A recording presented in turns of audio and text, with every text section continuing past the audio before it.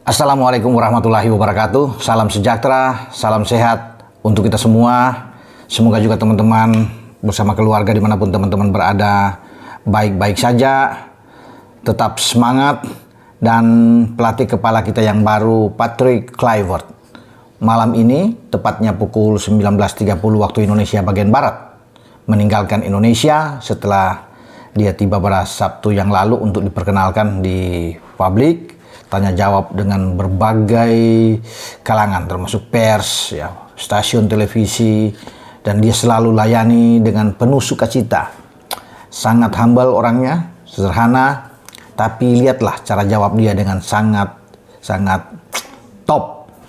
Ya, apapun yang dilontarkan dia jawab dengan baik. Nah, dia akan meninggalkan, tetapi Patrick mengatakan dia akan balik di awal Februari seperti dalam konten saya sebelumnya, dan dia ingin fokus juga untuk melihat pemain lokal, karena lokal ini yang seperti yang sudah dikatakan dalam preskon, ini menjadi jantung dari sebuah tim. Dia tidak akan membeda-bedakan antara lokal dan pemain diaspora. Dia ingin mencari pemain lokal yang berkualitas, makanya tugas dia itu akan berkunjung ke beberapa kota, beberapa stadion untuk menyaksikan Liga 1 dan mengambil talenta-talenta yang bisa untuk memperkuat timnya. Ya, dia perlu tentunya pemain yang baik untuk tim nasional dan juga punya jam bermain yang bagus. Ya, kalau dia tidak punya jam bermain di klubnya, tentunya tidak akan tersedia bermain di tim nasional. Itu yang Patrick Kluivert bilang, karena sebelumnya juga kan dia sudah bertemu dengan 5 perwakilan tim nasional yang ada di Jakarta, Rizky Ridho, Witan Sulaiman, Egy, Ricky Kambuaya, Ferrari, dan makan malam bersama. Dan dia juga nanti akan bertatap muka dengan para pelatih, para owner di semua klub yang ada di Liga 1. Dan ini perlu yang dia harus lakukan agar bisa mendapatkan masukan-masukan dari para pelatih untuk bisa mendukung dia.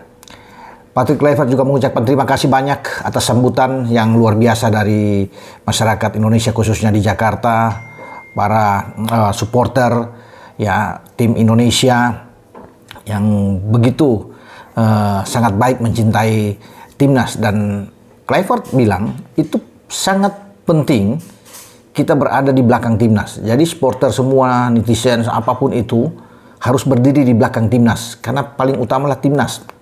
Dia akan memberikan segalanya, akan memberikan yang terbaik bersama 2 asisten dia, Dani Lansat dan juga dengan Alex Pastur. Ada penambahan lagi, ada 2 coach yang sedang dipersiapkan untuk diseleksi oleh Patrick Kluivert ketika dia datang untuk melihat siapa yang akan mendampingi dia, ya, termasuk tentunya pelatih fisik, pelatih kiper, untuk bisa membuat tim nasional kita baik, ya. Dan satu hal tentunya yang tunggu-tunggu oleh teman-teman semua, ya, soal Jairo yang kemarin juga saya sempat upload, membuat konten Jairo Riedewald, gelandang kita yang nantinya akan masuk ke Indonesia memperkuat timnas. Nah, kenapa dengan Jairo?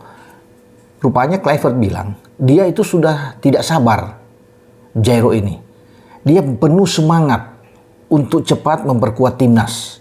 Nah, ketika dihubungi berbicara dengan Patrick bilang, wah, dia menyambut dengan sangat baik. Ya, tergantung sekarang bagaimana ya PSSI, Pak Ketua Umum, ya, untuk bisa cepat memproses semua ini. Jadi dia menyiapkan juga tentunya dokumen-dokumen yang diperlukan, dan dia ingin cepat untuk datang bersalaman dengan Pak Erik, ya, di Jakarta, foto sesi bersama, diperkenalkan ke publik bahwa dia siap memperkuat timnas. Patrick bilang kalau untuk urusan pemain-pemain belakang itu udah kuat, udah baik, ya. Yang dia perlu sekarang kan bagaimana di gelandang ini. Ya, dia tahu bahwa gelandang ini adalah poros yang, yaitu sektor vital dalam sebuah tim, dalam sebuah permainan. Makanya dia akan memperkuat ini. Dia bersyukur bahwa Jairo itu menyambut dengan antusias yang luar biasa, semangat. Jadi sudah terisi 1 slot ini, semoga Patrick bilang Jairo akan tersedia melawan Australia dan Bahrain.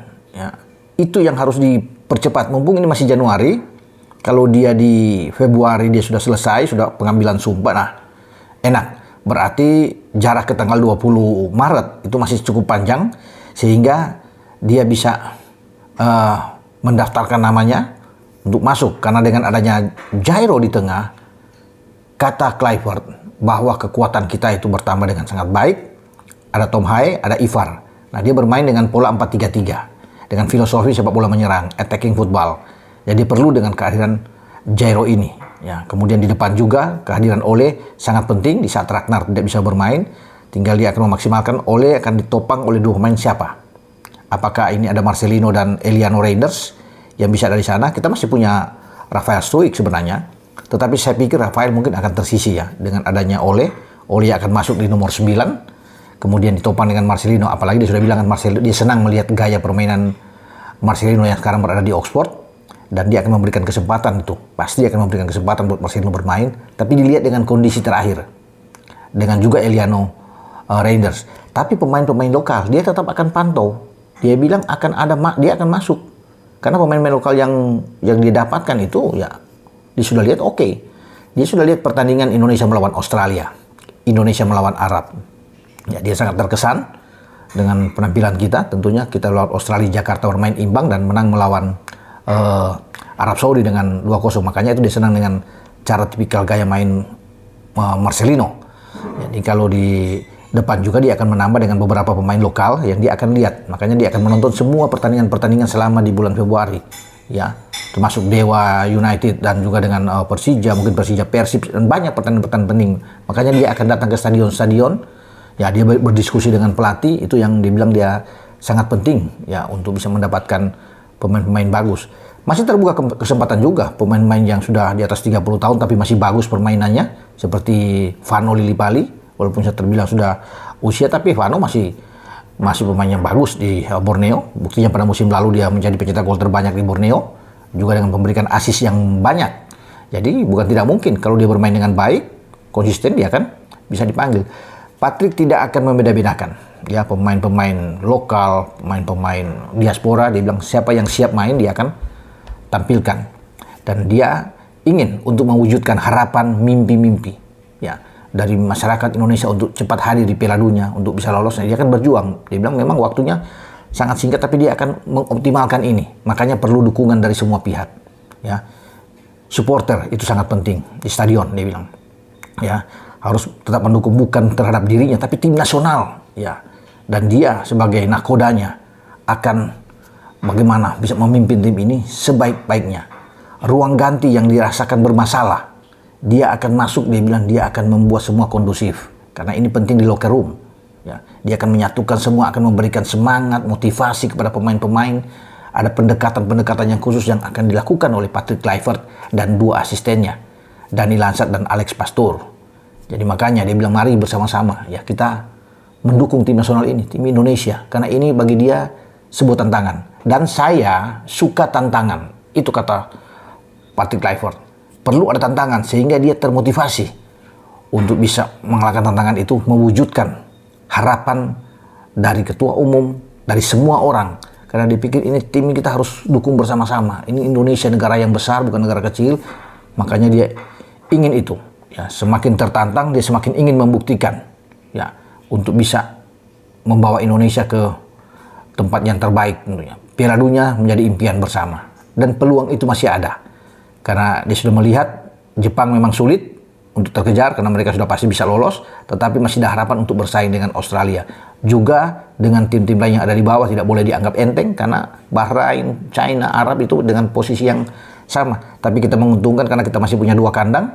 Makanya pertandingan di Australia itu menjadi fokus juga bagi Kluivert ya untuk bisa menghadapi, karena dia tahu Australia juga mengincar kemenangan. Karena ini pertandingan yang tidak mudah. Dia ingin bermain dengan pola ofensif ya, terbuka, tapi dia akan melihat, dia akan merespon dengan pola 4-3-3 atau dengan opsi lain 3-5-2. Yang penting menang ya. Tidak perlu kita harus bermain indah, percuma bermain dengan bagus ball position, oke kita menyerang tapi buktinya kita kalah.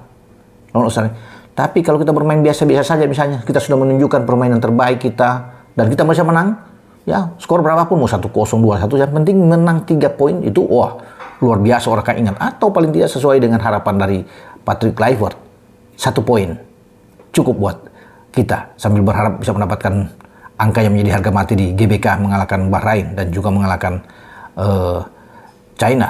Jadi peluang kita itu ada, sangat terbuka.